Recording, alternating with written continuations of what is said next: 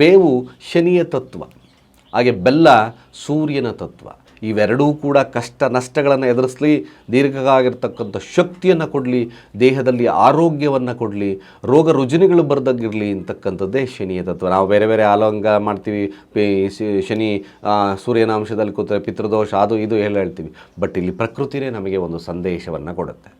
ಈ ಪ್ರಕೃತಿ ಸಂದೇಶ ನಮಗೆ ಭಾಳಷ್ಟು ವಿಶೇಷವಾಗಿ ಯಾರು ಈ ಎಲ್ಲರೂ ಕೂಡ ಈ ಹಬ್ಬ ಆದ ನಂತರ ಈ ಬೇವು ಬೆಲ್ಲ ಸವಿತಕ್ಕಂಥದ್ದು ಇರುತ್ತೆ. ಆ ಬೇವು ಬೆಲ್ಲ ಸವಿತಕ್ಕಂಥ ಸಂದರ್ಭದಲ್ಲಿ ಶತಾಯುರ್ ವಜ್ರದೇಹಾಯ ಸರ್ವ ಸಂಪತ್ಕರಾಯ ಚ ಸರ್ವರಿಷ್ಟ ವಿನಾಶಾಯ ನಿಂಬಕಂ ದಳಭಕ್ಷಣಂ ಅಂತ ನೋಡಿ.